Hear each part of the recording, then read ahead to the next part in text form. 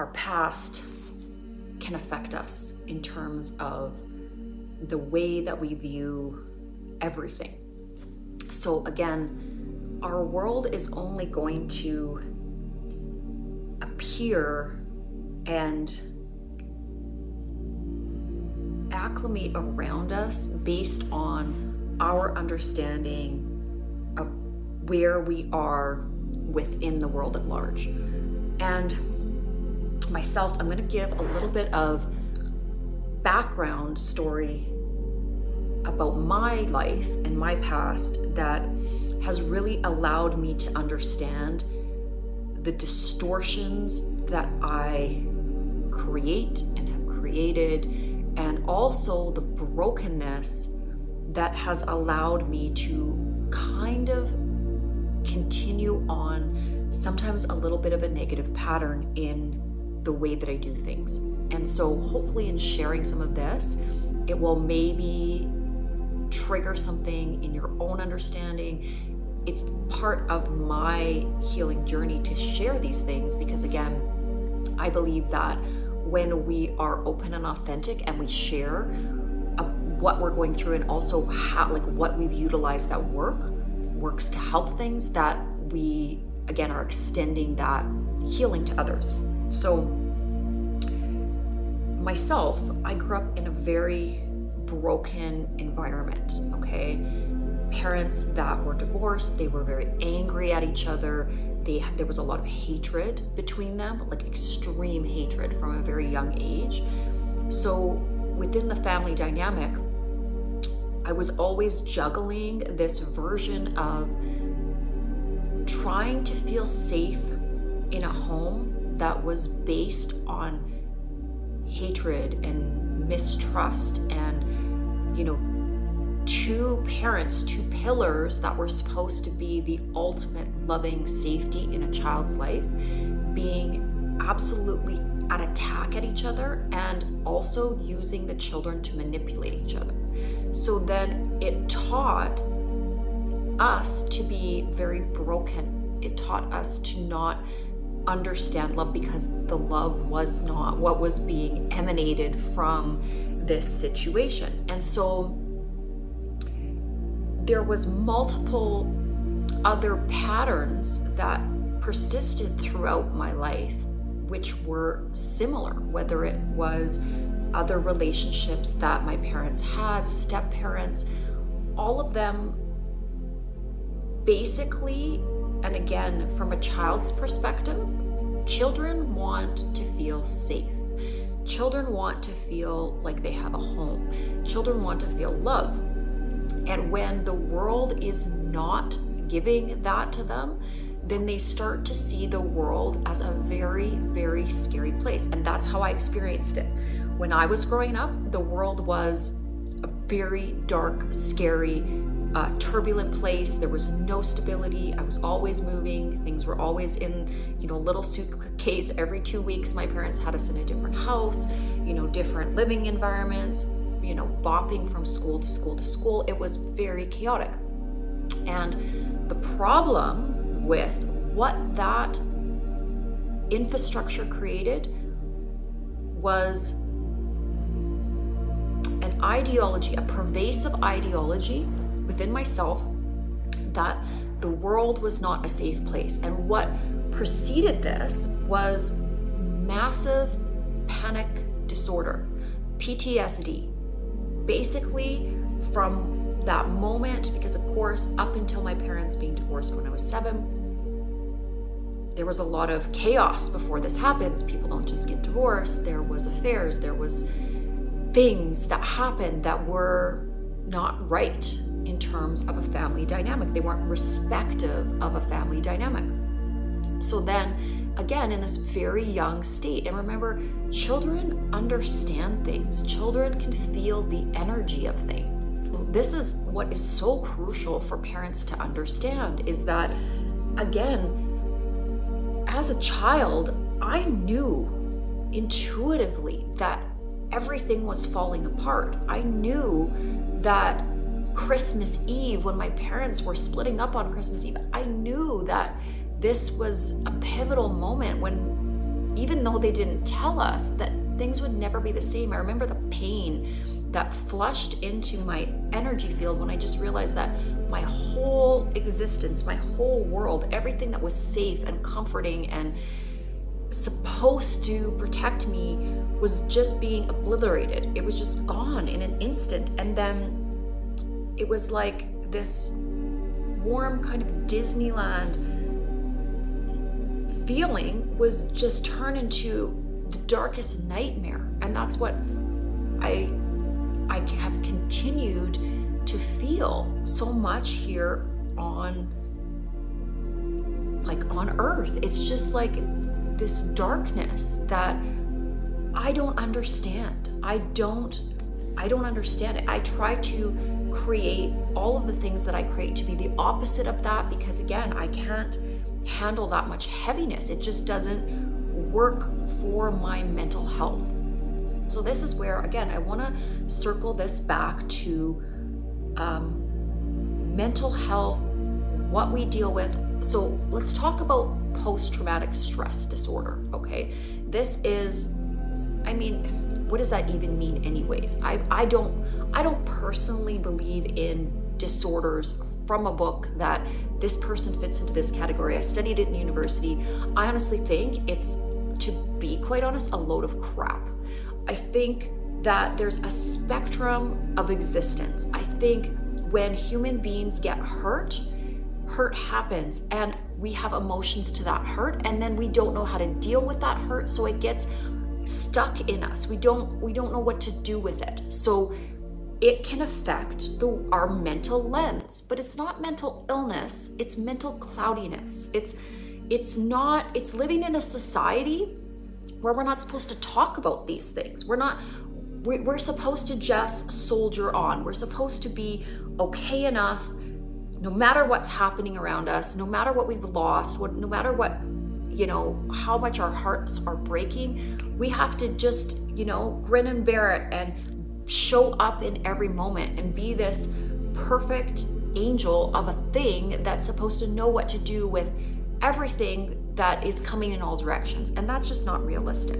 If the things that are coming at you are scary and terrible and horrible and lacking love and full of manipulation, and that's, no human being can deal with that rationally. So what I believe this whole post-traumatic stress thing is kind of what it sounds like, okay? You go through trauma, transition, loss, change, the gamut of crazy emotions, the anger that happens during change. You go through the sadness, the breaking apart, the destruction of whatever is happening, okay?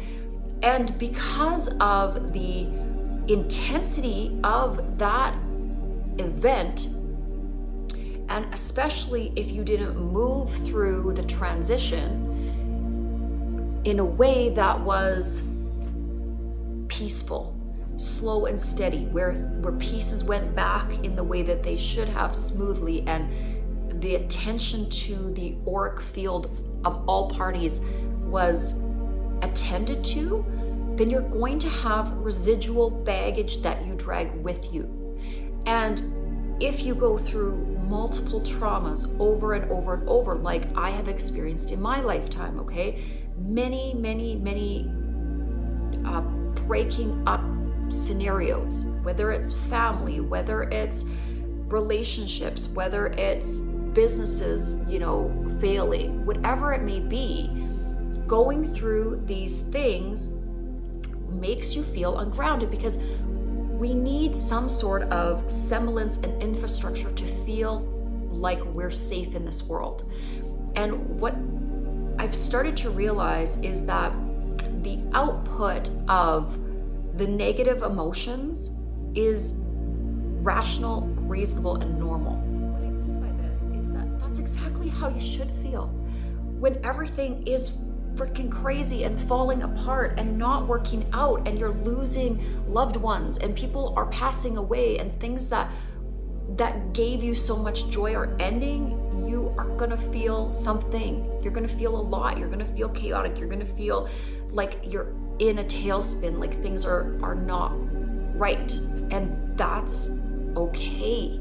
And you're supposed to feel it. Like, you're supposed to cry, you're supposed to scream, you're supposed to freak out, because what's happening to you is terrible, awful, miserable, all of those things. And so, especially if you have a family dynamic where within the family you're supposed to feel, you're supposed to act strong, you're supposed to be stoic, you're supposed to not have emotions towards things that should cause you emotion. Well, what happens, especially as a little person, as a child, is that you stuff all of that stuff down, okay? You stuff it inside of you, but it doesn't leave. That emotional energy gets trapped in your cellular tissue, it gets trapped in your aura, and it can express itself through disease, it can express itself through mental, abnormalities, distortions, because you've not dealt with these things. They're inside of you. And so, again, what I think the extreme amount of anxiety disorders, low self-esteem, anger issues, codependency issues, people not feeling worthy enough, people, not comfortable with their bodies, going through different issues with body dysmorphia, where they want to change things and add things and take things away, or try to be ultra skinny or add something. I mean, all it is a brokenness. You can't fix the stuff that's broken by adding to some sort of extremity. It doesn't work that way either, okay? Every human being, every animal, every creature, every plant, to be quite honest, is created beautifully, perfectly unique. And I've never in my life laid eyes on something that wasn't created in absolute beauty, okay? It's not like, we don't have to change anything. We don't have to fix things. We want to be the best expression of ourselves in a healthy way. That means eating proper foods, exercising, meditating, having social interactions with others, exchanging energy. But the rest of it, the really distorted stuff, the stuff that leaves you feeling empty, you've got to get a handle on it, because it will suck you in, it will take you down. And part of the reassemblance of the broken parts that a lot of us are dealing with, because understand, divorce wasn't really a thing before like the 70s and 80s, that much. And all of a sudden we have this society and this generation of people that went through broken families, and the destruction of kind of that perfect leave it to beaver family where everything was kind of always steady and stable. Now, I was having a good discussion actually with a friend of mine the other night about the fact that it was the appearance that everything was stable and steady, and I will bring up some of this in future videos, but the way that women have been treated throughout history is not balanced. And so previous to a lot of these marriages breaking apart was the fact that men could just do whatever they wanted and women had to just turn a blind eye to it. And what I mean by that is that men could go with whatever, as many women they wanted in the past. I'm not saying women didn't do it as well, but mostly within families, men would just, or had this opinion that it was their right to do whatever they wanted to do in terms of what happened outside the home, and the woman was just supposed to stay there and be a good homemaker. Okay, and then we moved into this arena where women were allowed into the workplace, but they were starting to pick up on the bullshit, kind of like my mom did, caught the guy, caught my dad, whatever, and picked up on the bullshit and just said, like, look, this isn't good enough for me. Like, my heart is worth more than that. And so, again, like, my mom was a very tough, strong woman. She basically said, like, if you love her and me, or if you're gonna sit there and tell me that you kind of still want to hang out with her and you have love for her, but you're sitting in my home with my children, fucking get out. Like, she was strong. She was just like, no, that's not, I'm worth more than that. And I'm an incredible, like, my mom is fiercely smart. Like, she can handle things. I mean, I remember being like 8 years old and she was fixing the car with like a wrench or something in the middle of winter, you know, like she just, or the washing machine, you know, the washing machine didn't work. My mom would be in there like fixing it, doing whatever she needed to do. It didn't matter. We didn't have a lot of money, but she figured it out. My mom was this like warrior woman that, I mean, she was tough. Okay, there was that aspect of she had to be so tough and so within her masculine energy that it wasn't that nurturing maternal energy we often needed when we were young. It was this tough, it doesn't matter, I'm gonna work jobs on the weekend, I'm gonna work during the weekend, we're gonna do it, and whatever it needs to be, if we need to sell fruit on the weekends or, you know, whatever we need to do to survive, we're gonna do that. We're gonna work hard. She instilled in me, which I am eternally grateful for, this idea that nobody owes you anything and you have to work hard. And if you want the world to respect you, you need to be respectable. So that means, hey, if you come from a place where you're not wealthy and we don't have a lot of resources and you want something, you get a job. And if you can't afford that thing you want, get another job and another one until you get the kind of lifestyle you want. You have to work hard. And so that's what I did. I always myself worked very, very hard. But again, it was imbalance, just like there was imbalance in our home because there was only one mom. There was only one parent trying to fill the job of two parents. And that one parent was exhausted, tired, neglected in the sense that her needs weren't being met. And then she had to figure it out for two kids. And that's a lot. That's a lot for one woman. But she did it. She did it. She did a really good job, the best job she could do. But it was still hard. It was hard for her. And it was hard for children growing up because we didn't have a lot of resources. So we had to make our own way. We had to figure it out.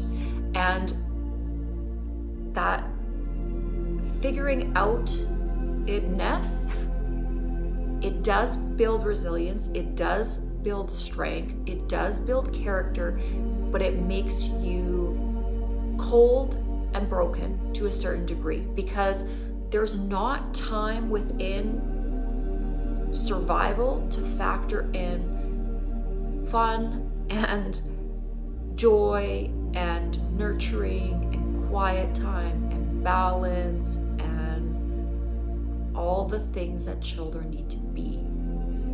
That was something for me that was missed. That's okay, because now I realize that those were the lessons that I was able to learn, and I can understand how a lot of other young people are feeling now that I'm older. I can see it from a different spectrum, but I can understand the brokenness of it. And I can understand that when I was that little person, I was freaking out. My body was not acting normal. I was having multiple panic attacks every day. I also had a very, very strange and uncomfortable and abusive relationship with my mom's second husband, who was my stepdad. So layering all these things, and they became too overwhelming for a kid to handle, too overwhelming. And so again, this patterning of this energy being stuck, okay? This energy and this fear and nowhere for it to go, and no one wanted to talk about it. Nobody ever asked what's going on. Nobody ever wanted to know the real story.